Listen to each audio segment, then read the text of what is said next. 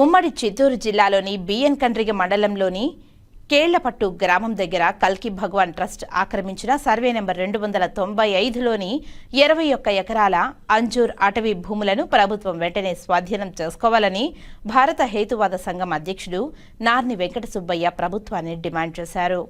ఆదివారం ఉదయం Tirupati press club లో ఏర్పాటు చేసిన మీడియా సమావేశంలో ఆయన మాట్లాడారు. ఇటీవల వైఎస్ఆర్సీపీ నాయకుడు సజ్జల రామకృష్ణారెడ్డి కడప జిల్లాలో మండలంలో 52 ఎకరాల అటవీ భూములను ప్రభుత్వం స్వాధీనం చేసుకుందని అటవీ శాఖ మంత్రికి అభినందనీయమని తెలిపారు. అంజూరు అటవీ భూములను కల్కి ట్రస్ట్ వారు అక్రమంగా ఆక్రమించుకుని కోట్లాది రూపాయలు విలువ చేసే ఆ భూములను అనుభవిస్తున్నారని ఆయన పేర్కొన్నారు.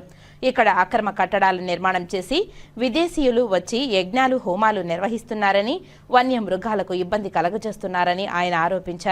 ఇటీవల సర్వేలో ఇవి రెవెన్యూ భూములను అధికారులు పుకాయిస్తున్నారని, ఇది బ్రిటిష్ వారు ఇనాముగా ఇచ్చిన భూములు తప్ప పత్రాలు సృష్టించారని తెలిపారు. ఇనాము భూములను క్రయ విక్రయాలు జరపకూడదని నిబంధన ఉందని తెలిపారు. ప్రభుత్వ భూములను ఆక్రమించిన వారిపై చర్యలు తీసుకోవడంలో రెవెన్యూ అధికారులు, అటవీ అధికారులపై చర్యలు తీసుకోవాలని ఆయన డిమాండ్ చేశారు. కనుక అటవీ శాఖ మంత్రి పవన్ కళ్యాణ్ చొరవ తీసుకుని కల్కి ఆక్రమించుకున్న అటవీ భూములను తక్షణమే స్వాధీనం చేసుకోవాలని ఆయన డిమాండ్ చేశారు. ఈ విలేకరుల సమావేశంలో రాజేశ్వరి తదితరులు పాల్గొన్నారు. దొంగ బాబాలు, దొంగ స్వాములు ప్రభుత్వ భూములు, అటవీ శాఖ భూములు ఆక్రమించి ఆశ్రమాల పేరుతో మోసం చేస్తుంటే మీరు స్వాధీనం చేసుకోరా? చేసుకుంటే ఇప్పుడు చేసుకుంటారు? హేతువాద సంఘం ప్రశ్నిస్తుంది.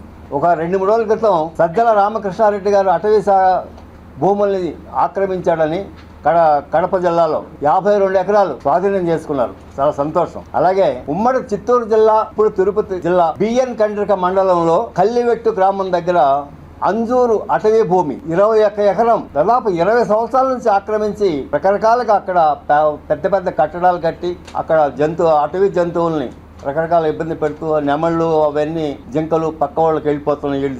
వీళ్ళ శబ్దాలకి అవి కుక్కల బారి చచ్చిపోతున్నాయి. మరి 20 సంవత్సరాల నుంచి అటవీ భూమి 20 కోట్లాది రూపాయలు విలువ కలిగిన భూమి అది ఆక్రమించి మోసం చేస్తుంటే అందులో విదేశీయులు వస్తున్నారు. అక్కడికి విదేశీయులు అటవీ నిబంధనల ప్రకారం విదేశీయులు రాకూడదు. అక్కడ నిద్రపోతున్నారు రాత్రి పూట. ఆ ఆశ్రమంలో అక్కడ యాగాలు, యజ్ఞాలు, భజనలు చేస్తూ ఉన్నారు. మీ అటవీ శాఖ మంత్రి గారు లేక అటవీ శాఖ డిపార్ట్మెంట్ ఏమి చేస్తుంది? ఇదే విషయం నేను దాదాపు చాలా రోజుల నుంచి అటవీ శాఖ వారికి, అటవీ శాఖ మంత్రి గారికి కూడా లెటర్ రాశాను. అట్లాగే రెవెన్యూ వారికి రాశాను, కలెక్టర్ రాశాను. అయితే ఈ మధ్య స్పందించి అది రెవెన్యూ భూమి అని ఒక నాటకాలు ఆడుతున్నారు. చుట్టూ మొత్తం ఫారెస్ట్ భూమి, మధ్యలో రెవెన్యూ భూమి ఎలా ఉంటుంది? సరైన మరి 295 అది. అయితే వాళ్ళు ఏం చెప్తున్నారంటే రెవెన్యూ వాళ్ళు బ్రిటిష్ టైంలో ఒక దొరకి అది ఈనామం ఇచ్చారు, దానం ఇచ్చారు, అది వాళ్ళు ఇప్పుడు అమ్ముకుంటున్నారని ఒక తప్పుడు పత్రాలు సృష్టించారు. దొరకే బ్రిటిష్ గవర్నమెంట్ ఇస్తే ఆ ఈనామం రద్దు అయిపోతుంది. ఈ రకంగా ఇచ్చిన ఈనామాలు అమ్ముకోకూడదు, కొనకూడదు. ఇప్పుడు కల్కి ట్రస్ట్ వాళ్ళు దాన్ని మేము కొన్నామని దొంగ పత్రాలు సృష్టించారు. రెవెన్యూ వాళ్ళేమో దాన్ని వాళ్ళు కొనుక్కున్నారు, వీళ్ళు అమ్మారని నాటకాలు ఆడుతున్నారు. అటవీ శాఖ మంత్రి పవన్ కళ్యాణ్ గారిని, అయ్యా నువ్వు రాజకీయ నాయకుల భూములు ఆక్రమిస్తావా? ఎందుకంటే ఈ రకంగా ఆక్రమిస్తే జనాలు రకరకాలుగా అనుకుంటారు. వాళ్ళు ఏదో ప్రత్యర్థి పార్టీ అని ఏదో అనుకుంటారు.